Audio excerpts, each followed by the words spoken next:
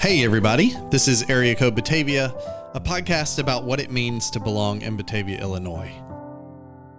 I'm your host, Richard Clark. Today on the show, I'm talking to Bonnie Baumgartner and Jessica Jeckman from the Water Street Studios, Batavia's Community Art Center.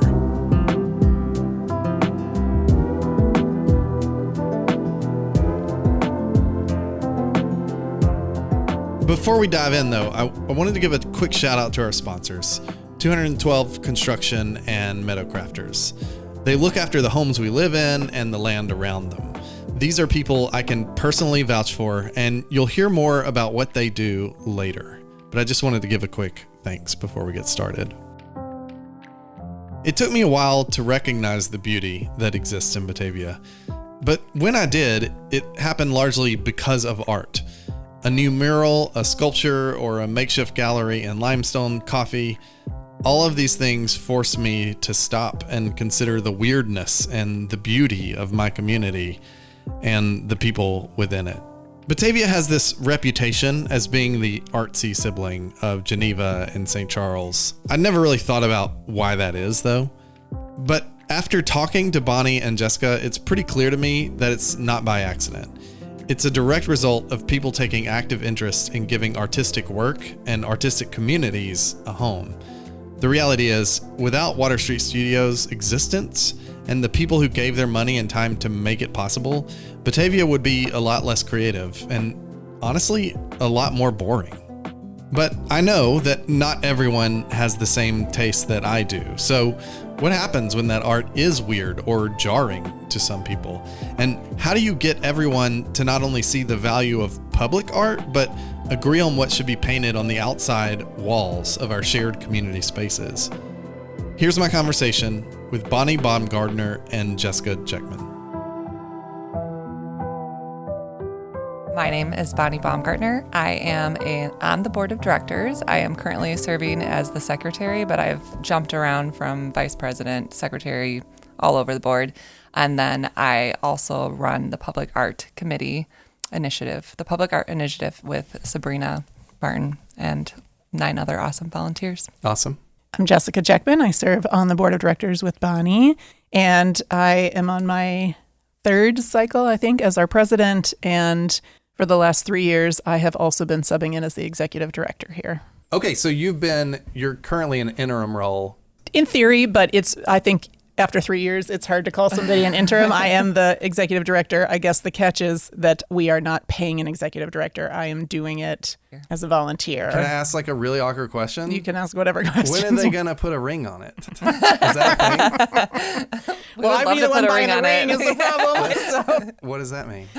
Well, I wouldn't take this as I have a full-time job. I see. Yeah. So you're waiting for them to find someone. Yeah, we've been talking for a while. I think it's a matter of, for us, we had a lot of things to fix. We needed stability. We've been working on getting our staff in the right place and then getting into a financially stable position enough to do this. So this makes a lot of sense. It's actually been strategic. Yeah. And so, the goal, of course, is over the next, short little while that we would be finding a staff that could really be stable. But it has, except my sanity, it has really worked out pretty well to keep us moving forward. I'm glad I asked that because I think that's interesting for people to know is like we're in from afar, from the outside, it feels like Water Street is doing a lot of cool things.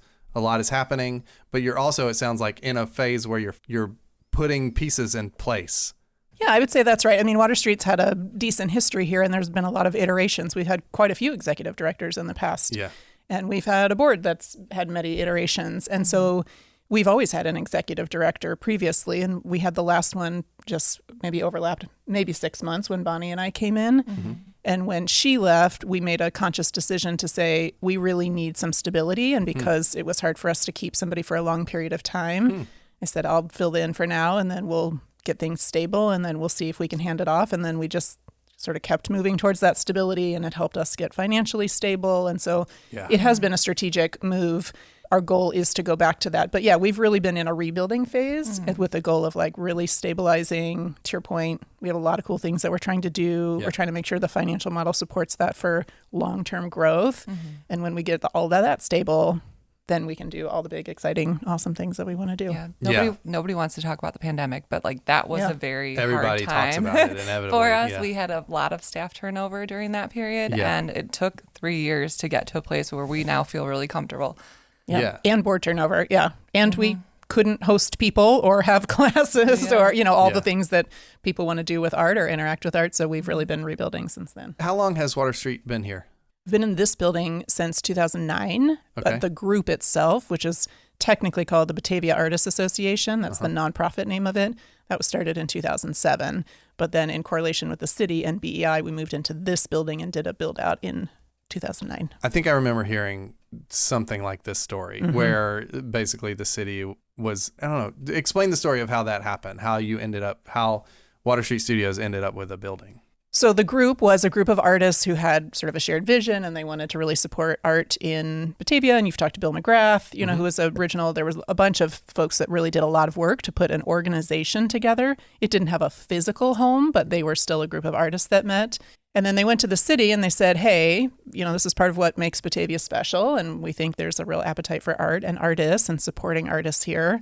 And so BEI came together with the city, and the city gave basically a forgivable loan, and BEI did some of the underwriting of the build out of this place. So building all the artist studios and making it fit for purpose. This is a very old building and has been through a lot of lives.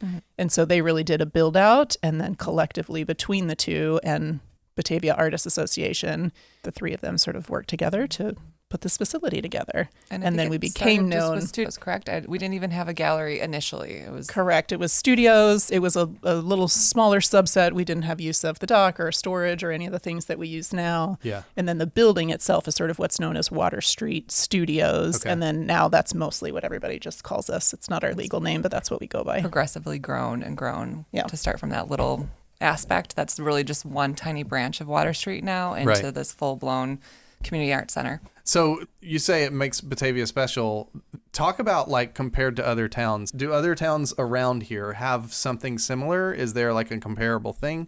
Or is this really unique in this space? It's very unique. You can't find anything quite like this outside of the city. Even, I'm trying to think of some of the other names, but for one facility to have not only studios, but gallery space, education, the public art aspect. Right. Bridgeport Art Center in the city is maybe closest. a comparable, but again, on the outskirts of the city. I think a lot of cities have a commitment to art, but to have a building that facilitates so many different aspects is unique. So it's if you want to admire art, if you want to buy art, if you want to learn art, if you want to be inspired, if you want to study or have a studio. I mean, we have a lot of aspects that you can explore here. Yeah. Creativity, And we've had quite a few other entities or cities call us and say, hey, would you help us figure out how to do this? Or we like that. And then I think we tell them what's involved and they get scared. But in general, I think the goal. There are some other people that we've associated with, mostly through like the Illinois Arts Council and other groups that have some kind of model that's similar in other parts of the state or around the country. I'm interested in that. I mean, you're telling people how to do it and they're like, ugh, a lot of times they balk. Why is it possible in Batavia? Well, I think a lot of studios like this that start, or fine arts entities or arts centers, usually start with a benefactor, right? They start with somebody who is willing to have a vision and make it happen. That is sort of the opposite. This was a grassroots thing that came together from citizens who had a commitment to art and wanted to support artists. I think that's part of the charm of Batavia, is that people feel like they're very committed. I mean, your walk through all of the public art that we have, right, with Bill is sort of showing we like to see that in all aspects. We want to practice it. We want to support artists. We want to have public art. And so this was sort of the opposite of that normal, and also why it really takes a strong board to figure out how to support something like this financially, because it really is. It's difficult. It's a very small staff. It's mostly volunteers. It's a committed board. It's a lot of fundraising. When you say grassroots, I think that really is it, because this community is such a volunteer-driven community. Yeah. I mean, the people that are on our board are committed and really love and feel so passionate about it that they are dedicating as much time as they are. Like, you're talking to two of them right now. Right. But I think that's kind of like a fiber woven throughout Batavia. There's so many people that feel that way and just would give the shirt off their backs. I don't know that I've directly made the connection. Man, the number of times people talk about volunteerism and how that is a core piece of Batavia's culture, it's been a lot on this podcast. This is maybe the first time I've directly made the connection between that culture and the existence of a thing at all, as opposed to like something thriving. We have a really good food pantry. We have Batavia United Way is thriving and doing all kinds of cool things. Those things arguably might have existed in a lot of different places, but something like Water Street existing because people are so like willing to devote their time and resources. Yeah, to I'm part of a lot of different organizations, and different organizations sort of lean on different things culturally. Some have a lot of benefactors who like to give money. Some have some that like to give time or expertise, or have a maybe really skilled professional board. I mean, there's a lot of different ways that people lean on how they're going to circle people around them and support them. And I think volunteerism, right, and a roll up your sleeves commitment is what Batavia does. That's how they show their love. That's how they show, their care for their neighbor and their appreciation for this, as they say, throw me in, how can I help you? And so that's a lot of what we are doing here is we want to make sure that the community arts center portion of it makes people feel like this is a place they can come, they're welcome, there's things for them to do, to interact with. And a lot of why people like coming here is because they get to talk to each other and see each other while they're surrounded by art and things they love. This episode is brought to you by Meadow Crafters. I want to introduce you to a neighbor of mine, Stephanie. Stephanie is the owner of Meadow Crafters. She left the corporate gardening world to bring conservation horticulture directly to Batavia. She's more than just a crew with a trailer and a mower. This is somebody who has a background in conservation and actually wants to help the local Fox Valley ecosystem, which I think is pretty cool. Maybe you really love the idea of getting your property into shape or the idea of gardening, but you're drowning in the execution. You don't want to spend your entire weekend weeding, mulching, or pruning. Or maybe you just need a little help. The reality is, it can be hard to find someone as invested in your garden as you are. That's why I wanted to recommend Meadow Crafters. This is a worker-owned co-op, so anyone who shows up to help you with your garden is an owner. They're not just checking the box, they have actual pride in their craft. Whether you need your garden fully managed by an expert or just someone to come in for a few hours and help you tackle that one project you've been meaning to get to, check out meadowcrafters.com or click the link in the show notes. This episode of Area Code Batavia is brought to you by 212 Degrees Construction Group. Maybe you live in an older home here in Batavia, one of those houses with good bones and great local history. But you also know the reality of living with shortcuts taken by previous owners. There's that feeling you have of they did the upgrade, but they definitely cut corners. Of course, we'd like to make some upgrades of our own in our house. We have this vision of turning our back porch into a sunroom, a place where I can sit at my desk surrounded by trees and the sounds of nature and actually get some kind of work done in the sunlight. But we've hesitated. We're not big fans of those high-pressure contractors who want you to sign right now for a today-only discount. And it always leaves us wondering, are these people actually invested in my home, or do they just want to check? That's why I'm glad that 212 Degrees Construction is right here in town. They're a Batavia-based business, and most importantly, they're not interested in patchwork solutions. Their primary concern is a job well done. When you talk to the people at 212 Degrees Construction Group, there's no pressure, and they handle the permits and the headaches so that you don't have to. They're the people you call when you're tired of thinking about doing something someday and you're ready to get things done right. If you're ready to turn your dream home upgrade into a reality, or just fix that one room that's been driving you crazy, go to 212dcg.com or click the link in the show notes.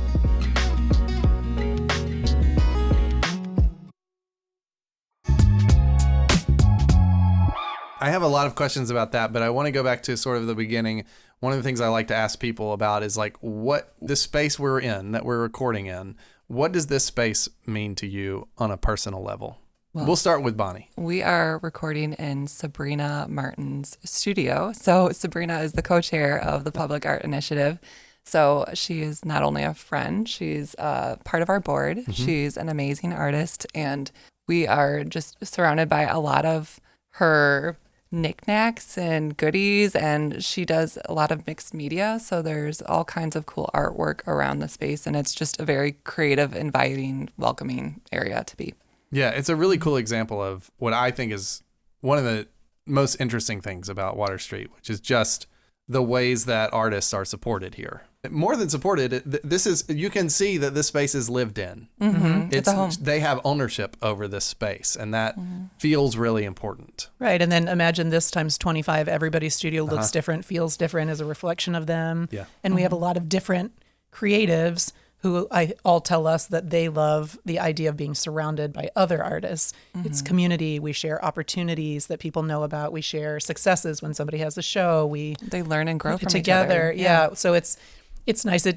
Plenty of people create in their garage, right? Or in their spare bedroom or whatever. And that's fine. Everybody has their own unique way, but there's something special for being surrounded by other people who are doing the thing that you love. Being a part of a collective while in it there's together. a very special energy there. So You have no idea. Like, every time I hear the word collective, I get really jealous because, like, I just know that I'm better in that kind of environment. But a lot of what I do is very lonely work. Sure. I mean, other than these moments right now where I'm talking to people, it is just sitting in a room, doing a thing, and sort of imagining what people might think about it. And usually imagining the worst, because that's how my brain works. Right. It's huge for an artist to have a collective of people. I think downstairs, I keep thinking about the clay lab, because we haven't even talked about the clay lab yet, but we have a big clay maker space. And I think collective and community, that group there, it is so impressive to see how they all come together and they share things that they learned online, different techniques, and they really do have like a tight-knit community amongst themselves. Yeah. Yeah, I think a lot of the artists probably feel exactly like you do, right? They're in their own space. They're creating their own individual thing. So it can be very isolating. And so I think that's part of what people love. I think their families are like, please get out and take your stuff with you. Yeah. So it's their space. They can keep it organized or as chaotic as they want, but they also it breaks that sort of, home. Yeah, the isolated feeling that a lot of artists can get. Yeah, makes sense. So, Bonnie, you live in Batavia. Jessica, you work in Batavia. You live in Geneva. You work in Batavia, right? Well, I work here in Batavia. Yes. My office technically is in the city. You're doing my this- professional job. Okay. Yes. Oh my God. Yeah. So I have overwhelmed a for day you job, by quote that. unquote. Yeah, that I do, and then I do this on the side. Let me ask this: has it been a struggle to like find yourself feeling grounded, to feel grounded in the midst of working in it or being in essentially 3 different places like that? Yes, I mean, I think for me it has been a lot. I will say that the board is awesome. The staff is awesome. That's been sort of the saving grace, is that I'm working with people that I really adore. It has been a lot because there's been a lot of heavy lifting to do over the last 3 years. Yeah. But I think the thing that keeps me going is that I'm watching. We have all these little proof points along the way that things are really progressing. And I love to see something where we are making real progress. We didn't come in and everything was fantastic and we're just going to keep it going. We both came on the board knowing where things were at, and we're like, yeah, we want to save this place. Yeah. That sounds crazy, but So it's been a lot of work, yes. I also have 2 kids and I'm on other boards and other things. So it's been a lot, but this feels like it's doing something for the people that live near me, by me, right? It feels very community-based and local and very rewarding, lots of interaction. Yes, time has been a struggle, but it's been worth it. In the sense of like feeling grounded here and feeling like you belong. What was the first time you felt like, okay, I belong here in this thing in Batavia? You know, it's interesting because a lot of the folks on our board are longtime Batavians, like Bill that you talked to, right? Knows a lot of people, have had really public roles or a lot of interaction. I was a little less so. I live 5 minutes away, but it happens to be on the Geneva side. Doesn't and so count. that's right. So I'm not a local, quote unquote. And so I have been getting to know a lot of the people here. And one of the things that we all focused on as a board was the culture just fell a little off. I think that's probably a lot of things people went through after COVID, as people hadn't been together for a long time. Yes. And so we spent a lot of our focus in the first year or 2 really just rebuilding a sense of community and culture here. Okay. And so over time, I could tell the trust was growing. And, because we'd had a lot of turnovers of executive directors, I think people were a little hesitant to get attached to me because they thought, oh, she'll just be gone like everybody else. Yeah. And now here, years later, people really make a point to come in and give me a hug and say thanks. And I know a lot of the faces every time we have an event. And so for me, it just feels really like it's been a big build of relationships right alongside the community. And that is nice. They've welcomed, my husband in and, my love family. Dave. And Dave's yeah, best. so That's cool. Yeah. So Bonnie, when was the first time you felt like you belonged in Batavia? When I was a little girl. I grew up in Sugar Grove, Yeah. so Batavia is where we came as kids to go to the quarry or go to Funway. So like I very much grew up in Batavia and always loved the community and wanted to land here one day. For Water Street in particular, I took a class here. I took a ceramics class here back when, I don't know, around 2016 is probably when it was. So I took a class, loved it, and then started coming to gallery openings, things like that. I just loved. We don't see a ton of kids here, but kids are always welcome. Yeah. And I felt like this was a spot where I could leave my kiddos and come and create. So that's what I was doing. But then also when we would have events like community days, drop-in days, I would bring them here, and it was a really great way to connect over art and do something together. And then everyone here has just been lovely. Like, I echo everything Jessica said. The board is full of really great people, and all the artists that are not only here internally, but the faces we see at every gallery opening. I just really enjoy everybody here. You said you wanted to land in Batavia when you were young. When did that end up happening? When did you end up landing in Batavia? Right around 2016. 2016. And then you immediately were kind of getting involved in the Water Street Studios. I started becoming a patron of Water Street Studios. Okay, yeah. I didn't join the board until 2023. Okay. But I did come here and take classes and pop in at different shows and things like that. Was Water Street an integral piece of you finding that sense of like belonging as an adult in Batavia?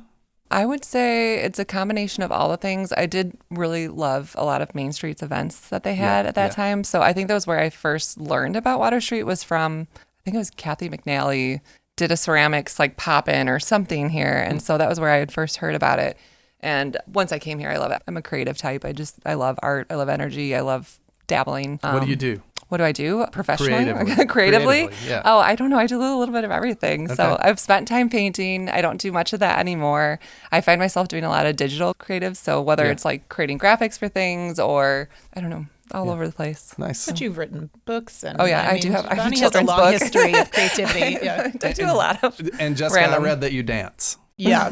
Now her I'd have move. to have a couple bourbons before I dance. But yes, I grew up as a dancer and have been a longtime supporter. And I'm on, the Joffrey, involved with the Joffrey in the city. So dance has always been my creative medium. But my family is artsy. My mom, very artsy in her family growing up. And so the idea of supporting artists, however they come, is very appealing to me. Yeah, that's cool. Okay, we've talked about two communities, and I think it's important to explore this a little bit. There's this idea of providing an artistic presence for the community, which is something like the city thought was important in that they helped out and provided, multiple people provided resources.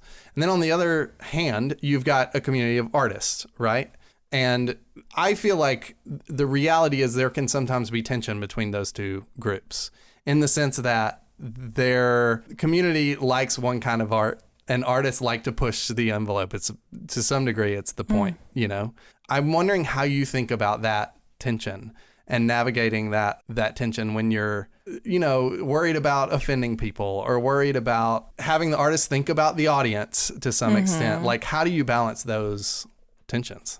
Yeah, it's a good question. I is will a good say we question. don't. Yeah, I mean, I think that's I'm really asking, like, rooted here in Batavia, like, how does that play out in Batavia too? But I'm also asking that with the background of like multiple people on the podcast have referred to Batavia as artsy, as the artsy little brother of Geneva or St. Charles. So funny. with that in mind, is that tension as strong as it might be other places, or how does that play out? I don't feel like there's a tension per se, right? Like I don't know I think if I feel we that. have taken the side of, not that there's sides in this, but of the artists, meaning our goal here is the creation and support of art for art's sake. Okay. And so because we are not, would we love to have big commercial success and sell a bunch of art? Of course we would. Yeah. That is not our goal though, right? So some galleries and things, that's how they make their money, is they want to push art, sell art. So they need to make sure that they have a lens on the commercial appeal of that art.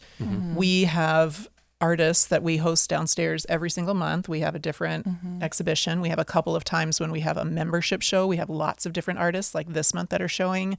We have a community gallery upstairs. So the end goal for us is not the purchase of art. So we want people to come in and to think, that's weird, that's awesome. Like to experience art and have their own opinion is fantastic. And we want artists to have a place locally where they get to showcase their art and bring people. So Yes, a lot of times people have to have a really commercial lens. What do people like? What are they going to consume? What do they want to buy? That's not really where we're rooted. To Richard's point, there has been a couple of occasions I can think of. Like we had one show and I don't remember what it was, but it was like a child in a cage, and it was sometime around June when we have all kinds of summer camps. So there is those moments where we're like, it's just a lot of communication. We have a group of more volunteerism here at Water Street Studios. We have a whole group of volunteers, the gallery committee that is separate from Jessica and I, and they do organize and facilitate all the gallery shows. So it really is keeping that open line of communication to make sure what is showing in the gallery not only will uplift an artist, but will also speak to the population that's coming through the doors. Correct. We want an appropriateness, and I don't mean censoring. I just mean knowing what's happening in different cycles. So in the summer, we have more kids here. Great. Let's make sure that what's on the wall is okay for them to walk into. Right. There might be other times in the year where that's not going to happen, and we can go a little bit more risque. So we put signs if there's ever like a exhibit that maybe is a little bit more risque. We had one only a few months ago that we had a little disclaimer sign for any parents that are here with kiddos, like just be aware if you go into this room. Yeah. It's so funny. I hadn't even thought about kids for some reason. I have kids. For me, it's like I bring my kids into something like this. I don't know. This is a little twisted, but I'm delighted if there's something that's a little jarring and I have to explain it or something. Like it opens up conversations. If there's a kid in a cage, like I can have a really good conversation with my kids about that. They're old enough to where we can dialogue about it somewhat, but not the case for everyone, I guess. No, I would say we rarely have an issue, but we've really, I think, done a good job of increasing our communication about that and just being sensitive and making sure the gallery committee's aware of the other things that are happening. And we also have a group that juries shows. So if they ever see something that really crosses the line, again, that's not good art, but it might just not be the place for us because we are a community art center. So we have a little bit of an over-under about what we can publicly show. So there is something fundamentally different in that way about a community art center versus like a fine art gallery where it might be only for adults and you might know exactly what you're getting when you go in. We have classes here, we have clay makers here, we have events that we rent out the space. We have we hope to have a big demographic of people walk through ours. Not to say we don't push the envelope every once in a while, but what kind of envelopes are you pushing? I don't even know how to answer that one. Try to describe the art a couple months ago. I don't know how to describe it. Real bottom heavy. I don't know. Like literally. Yeah, lots of bottoms everywhere. Yeah. I mean, we try to make sure that we're balanced, and I think we have lots of opportunities to do this more and better about making sure that we have gender diversity in the artists that are showing, content diversity in the art that we're showing. So making sure we've got appeals, to different people, different mediums. So, it's always interesting what we think we're going to get and then what we get. We often see samplings of people's work versus the actual work they're going to come in. We try always to say, hey, please send us the pictures of the work. But it's just so fascinating to me, the whole concept of the community art gallery, because even within myself, there are like maybe 3, 4, 5 different things that I think art should do or is about or is for. And then if you look at the community, a lot of people have a lot of different things they expect from art. And that feels really difficult to navigate. To me, it feels like art is almost like resistant to being nailed down. This is what it's for. Well, and it depends. I think Bonnie's a great example. She and the Public Art Committee, anytime we go do a piece of public art, something that is going to stand up for a long time versus here where it's a little more cyclical. You've got a month where it's on a show or 2 months and then we move it on to the next thing. Something in public art that's out in the community hopefully is a long life to it. Yeah. And so there's a lot of thoughtfulness about, does this represent our community? Is this something that's going to be okay? Is it going to be safe? I think a different level of thoughtfulness. Yeah. Sharing. Sometimes they're theme-based, right? Yeah. Like when we did the murals on the river, or we've got something celebrating the 250th anniversary, of the signing of the Declaration. Like sometimes there are really specific themes that we're crafting around, but I think there's probably a different lens to public art than there is art in our walls. What is the purpose of public art? Specifically with Water Street Studios, we wanted an opportunity to bring the art outside of our gallery. It's one of our mission statements is to make art accessible for all. And how can you be more accessible than actually bringing it out directly into the community? Yeah. Even when I joined the board, that was like the big driver for me joining the board. It's like, I really want to bring more public art to Batavia. Yeah. And it was kind of one of those serendipitous moments where right after joining the board, we had a company, Ball Horticulture, come to us and say, hey, we have all this money. We want to put in a mural. We just want to collaborate with you and find a wall. I was like, What? Cool. Anybody who starts their sentences, Okay. we have all this money. We're like, come on in. Let me have a We're conversation with you. Apparently, I am where I'm supposed to be. Yeah. So, and at that point, we didn't even have a committee established yet. It was just Bill McGrath, myself, and Lori Botterman from the city that really drove that project. And it went well. And then we established an entire committee outside of that and have just had the ball rolling since. I'm going to play a game where I try to guess all of the things that you have been involved in since 2023. Is Yes. that when you said this has started, the Public Arts Initiative? Okay. So, okay. And people at home can play along. Yeah. Make a dinger. Like, A buzzer. Yeah, buzzer. Yeah. So there's the mural, there's like the flower mural over across from the Thai place. There's the Fox Valley River thing that I had some part in doing The Art of the Fox segments series. for. Yeah, Yes. that was awesome. Ding. 2 out of 2. 2 out of 2. So there's the, I might be stuck here. There's the mural over, the new mural over by the Comedy Vault, behind the Comedy Vault. Yep. The City of City Good of Energy. Yeah. Is that it? That's it for so far. Oh, We I got nailed it. several coming this year. Actually, this is going to be the biggest and most busiest year yet. So Okay. I'm really excited about it. We're about to release the call for proposals for 2 different projects. One involves park benches on River Street. We're putting in a new River Street Plaza. So like it's where that public bathroom's going.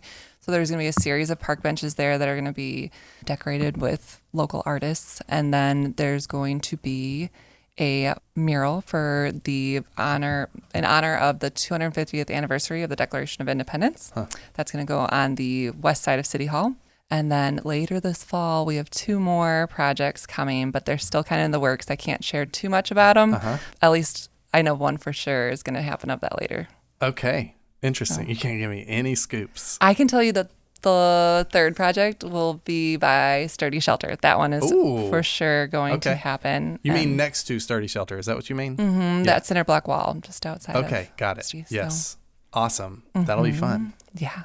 That's a great location too, for one. Yeah. Because there's just a lot. That's an area where it feels artsy because it's Paula's and Sturdy and Limestone and all that, the creative types in and out of there. So that's good. It's been fun because, as Bonnie mentioned, this public art committee is a really new concept here, relatively. And we've already started to get invited to things that are invitation only, right? A lot of grants and these kinds of things are sort of open calls and you have to apply to get money to do them. So most of ours come through partnerships, or we have started to get invited to do things, which is nice acknowledgement of all the work the committee's done. Which is because fundraising, independently fundraising for all these projects is a lot of work. Yes. So having these different institutions like the Illinois Arts Council that came to us and said, hey, would you like to apply for this? This is an invitation-only grant. That's huge. It saves all of us. I mean, we're all volunteers, that group. Yeah. So it's a lot of time and investment. I was telling you before we started recording that I struggle with what people think of me and my work. And I can't imagine how that must be for you in terms of, like, you have a few things that become public and everyone's got an opinion. They about do. it. Like it's literally in their face, so they kind of have a right to have an opinion. And I'm sure you hear about it. I'm sure you hear about the opinions.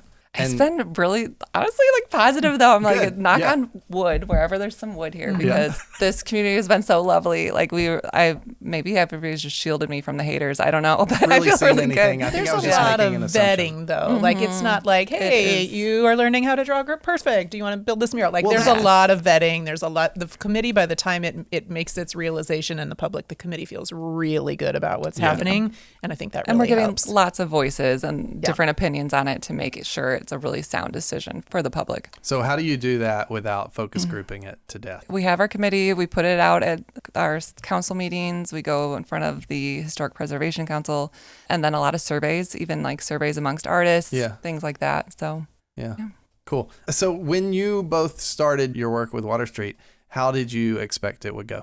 Gosh, I don't know that I had a don't lot of know. expectations. Unlike Bonnie, I didn't have a long lead time with Water Street before I joined the board. I was involved with somebody. We were we supported our kids at the same school. Okay. And so I think she'd seen me run that organization and she was like, hey, we could use some people who've got your kind of experience. Maybe you could come check us out. Yeah. And so I did it sort of as a get to know you exercise with the intent of joining the board, which is the opposite. Most of the board members that we have a long history in Batavia know about Water Street, have had some involvement or with city art or public art or art in general, or have some kind of tangential art experience or board experience.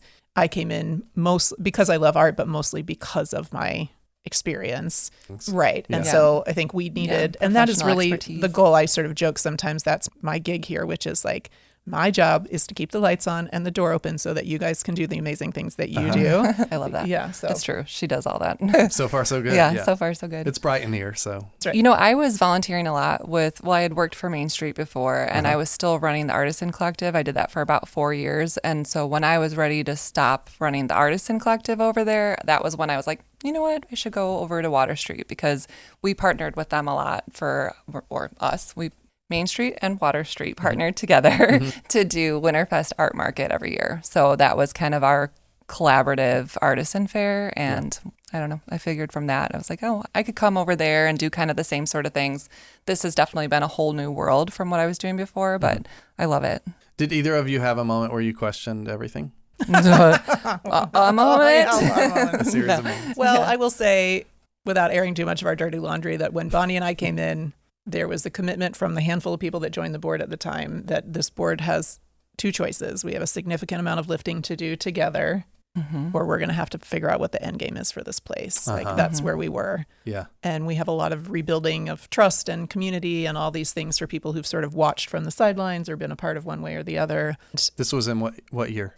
This was 2023. 3.5 years ago. That's crazy. And so we had a short runway for when we first came on. A very short runway.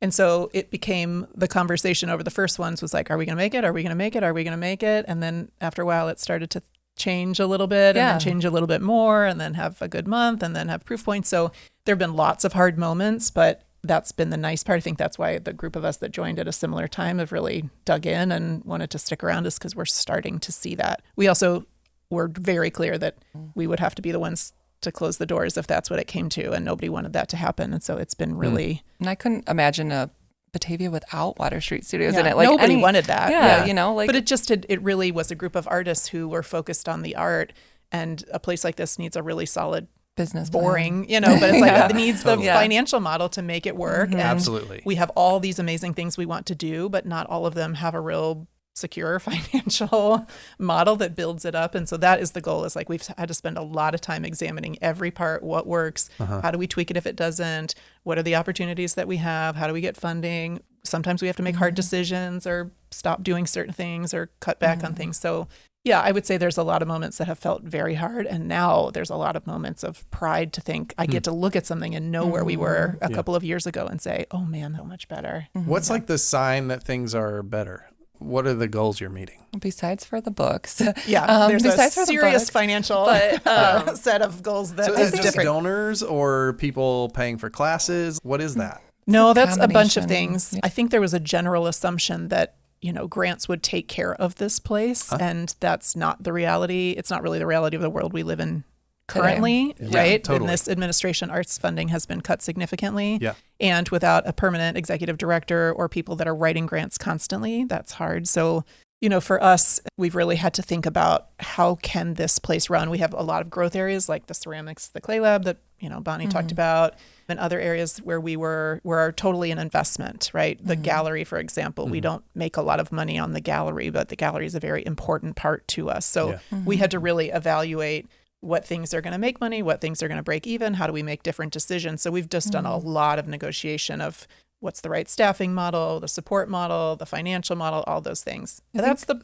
stuff that's... Also successes as though like our exposure into the community, because there was a period of time where people didn't know who we were, even in Batavia. Yeah. And I feel like we've really changed that. I think the Public Art Initiative was a big part of that, of getting that exposure outside and bringing those people in. So it's, you know, not only to bring people, the art directly to people on the street, but it's to encourage them to come back to Water Street and discover what else we have to offer here.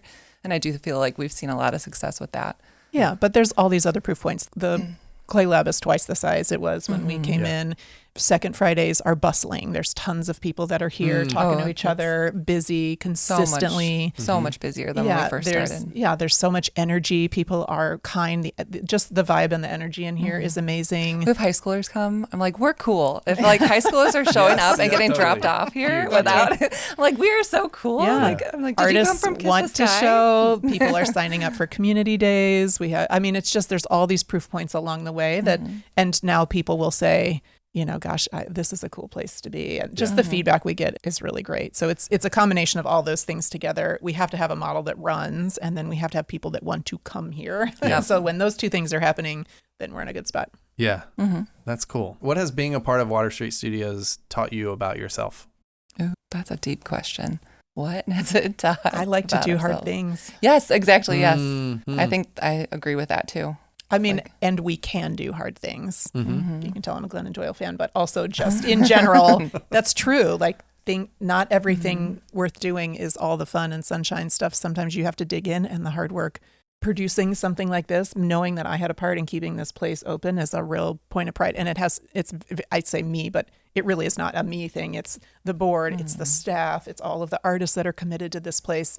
I mean, when you build that sense of community, it's really a special thing to be a part of it. But for me, it's been a balance and a real reminder that if we dig in, we can collectively, we can do really hard things together. Is it hard in the sense that you're just doing a lot of work, or is it like something that is emotionally hard, relationally hard? Like, where's the hard come from? I think there's just been a tremendous amount of work. The fact that I've been double hatting as, board president and executive director for 3 years is just a lot of hours on top of, I'm a partner in a consulting firm. So that's not a light job either, So I'm still don't really believe you. Yeah, that's fair. I'm sure nobody else does. Really add up. The board just has learned to roll their eyes when I'm like, I'm in the Philippines. I'm going India. to Dubai. Right. Okay, cool. They're like, what? Whatever.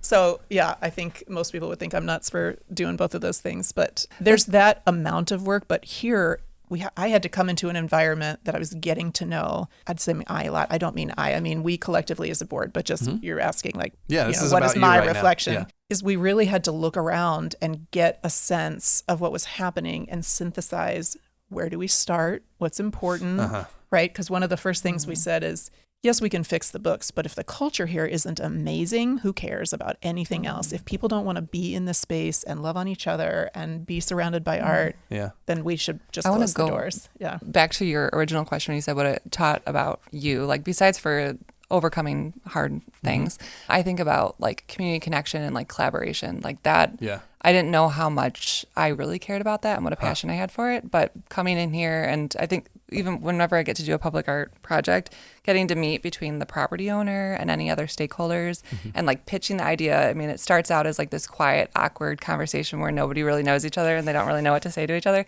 And then by the end of it, everybody's like super excited, like giant smiles, throwing out ideas, laughing, like talking about how great it's going to be. And just that kind of energy, like that fuels me. That fills my cup more than anything. Like I don't even care what I get paid. Like this is the best job. That's cool. If I could like just survive and not need money, this is what I would do all the time. Yeah, that's great. The culture thing plays into that, right? Like to create a space where people are comfortable collaborating. I'm curious, like you mentioned that the culture is as important as the books, but you're really focused on the books. Was it a no-brainer to you that was true, or did you have to be convinced of that? I knew that was important. I mean, the books are sort of an unsexy thing that has to happen. That's the work of trying to make sure that this place has a future. Yeah. But the goal is a future for what purpose? What are we serving, right? We had to really remind ourselves, what do we want to be? Who do we want to serve? And is this place a place that we feel like we want to do all this work to invest in? And so making sure that we had to rebuild a lot of trust. We had to make sure people in the community knew we're still here. And the internal community too, just touch points with them and making sure that exactly. they're So happy we've again. really, I think, spent a lot of our time and effort, and it's been nice to have such a consistent board. People, now there's a lot of they see us at events. We have a newsletter we produce every month about what we're talking about and thinking about. So there's a lot of transparency. We've done town halls and thank yous. We really tried to say, there are no us and them, right? It's all one team. We're all working for the same thing. So I just think that was the goal, was let's create something that's worth saving, and then we'll do the hard work on the back end to make sure that is true and we can keep. Yeah. What has been the hardest struggle that you faced? Water Street is a lot of things to a lot of people, and everybody has a different passion point, right? We're a school, we're a clay lab, we are a gallery, we have events here, we have resident artists, we have a community. We have so many things that require attention. Each has to have their own model of success, and everybody is passionate about, right? You'll hear Bonnie talk about how passionate she is about public art. That's awesome. So making sure that everybody is aligned, that it's more than just the one thing that they care about. It is the collective. Yeah. And that's kind of my role, is to like pull everybody together and then figure out who can go be awesome at this thing and who can do this thing over here.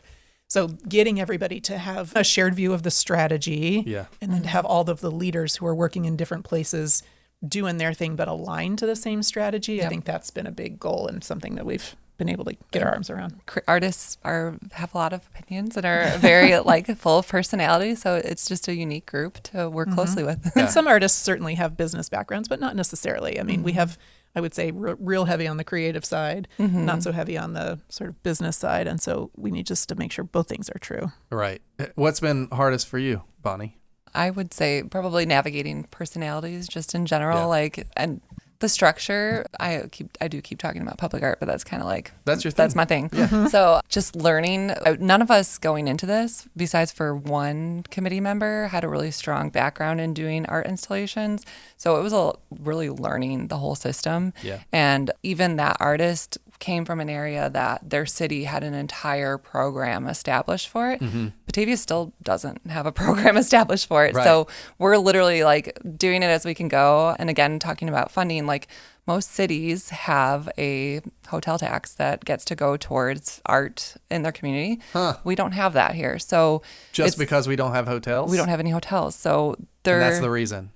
So we're going to build a hotel. I was going to ask, like, what is the dialogue with the city around this stuff? Is it correct to say that they're like, look, if we get a hotel? No, they're great partners. We do work together with them a lot. Yeah. It's per project based, and it's just come pitch your ideas and we'll work together kind of thing. Just don't have the same mechanism that's built in like other cities do that might make it a little easier somewhere else to say, oh, well, we have this fund and that's what it's for. Yeah. We don't have that here. So it's being creative, but there has been a lot of movement at the city level to try to establish any capital projects that they're doing. They want to assign a percentage of it to go towards the beautification of the project in particular. So there's groundwork there. We're still establishing it. I want to know from both of you, really, why this is so important to a community. So what is it about art and beauty and wonder and all of those things that matters? Or what does it do for a community? I think just try to visualize a community that didn't have art in it. Like, I can. Try to picture I can think of one nearby. Yes. So you think of those very plain, basic buildings. Like if you don't have something going towards the architecture or the design or anything like that, what a unjoyful place to be. I think so much comes out of creativity, like within a community. It just brings so much life to it, and people don't even realize it's probably one of those very undervalued things in the day-by-day nature. But if you try to picture a world where you didn't have that, it would be very depressing, in my opinion. Yeah, and I think for us, it's a builder in so many ways. I mean, it's creative expression, which people need. A lot of the people here talk about how much it helps their mental health, right? Having an outlet, having something other than what they're responsible for day to day. So I think it really stimulates part of your brain and your emotional response that is maybe different than what you get when you're sitting at a desk all day or doing whatever your responsibilities are. Yeah, we have new parents that come here that are just taking that time to get a little bit of break away from their babies and things like that. And it helps them, they tell us, it helps them be better parents when they go back home. So it's just really important to have that release. Yeah. I also think creativity helps you look at problems in different ways, solve them differently. I think for young people, you kind of understand what's around you and you watch, the commitment to creativity in your community. In this case, I think a lot of young people are getting to see great models of volunteerism. Like in our case, in Batavia's case, it is an equal parts of, funding, but then hard work and volunteering and commitment. That's how these things get done. I think that's a good model for what a community does to come. So. Yeah. There's something about having things to notice and explore more deeply that creates a habit of just doing that. I found about myself, I think I spent several years in Batavia not noticing things. Really, one of the core things that helped me with that was this thing you've referenced, this episode with Bill McGrath, where he walks us through a lot of the sculptures around town and stuff that I just literally didn't notice or think about very much. And you look at those things, they have stories, and they're even without someone telling you, you just pay attention to it for a minute and you start to see. And I think art kind of teaches us to do that. It does. And you can have discussions. Bonnie and I can look at the same thing and have a very different viewpoint or emotional response to it. And then we can have a conversation about it and get to know more about each other and learn a little bit. This is kind of mean to this group of people, but like, to me, that's the counter to what you often see in the like things to complain about in Batavia group, which is this is stupid, you know, whatever. And I think that I can make a whole case for that group. So I'm not anti that group, but like, I think that it's interesting to think about it as like, it engenders an attitude that is more curious. Yes, absolutely. Yeah. I think the world would be pretty boring if we all had the same perspective on things. So having that open dialogue is like what makes this place beautiful and creative and interesting to be in. Totally. Yeah, I would say as the person probably maybe not newest, but sort of coming in. I didn't grow up in Illinois. You know, I'm a transplant here. I constantly love hearing a lot of our board members who are just deeply rooted in Batavia and its history and its citizens. Like, I love that. I love, I know so-and-so and she's awesome. She did this and this. And how do we connect the dots? And, I'll talk to so-and-so. You know, they used to be here. And I mean, it's just all the time. It's like the historians of this town. And everybody speaks about each other with such love and reverence. And it's just a really nice thing. It is nice. I don't feel like there's a whole lot of meanies here. No, we escort them out the door. It's just me. Or convert them. Yeah, it's me and one other guy. To you, both of you, what does it mean to belong in Batavia? I'll start with Jessica, since you've been here the least, I guess you would say.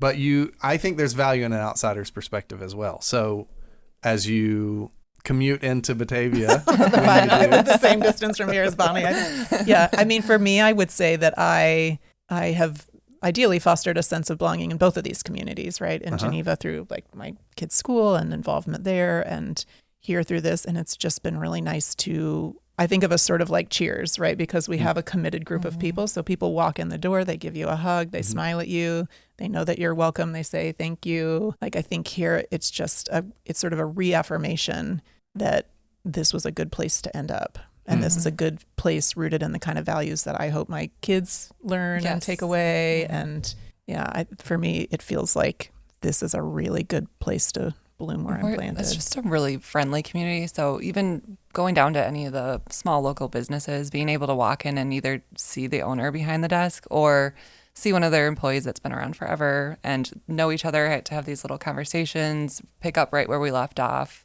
And even just the nature, the environment that this is in, it is such an open and like, I have no fears about my kids hopping on their bike and running around downtown. Like, that's belonging. Like, I know that if anybody saw my kid downtown, they'd be like, hey, how are you? And like, my kids would talk to them and be happy to see them. And I love that. It's a tight-knit community.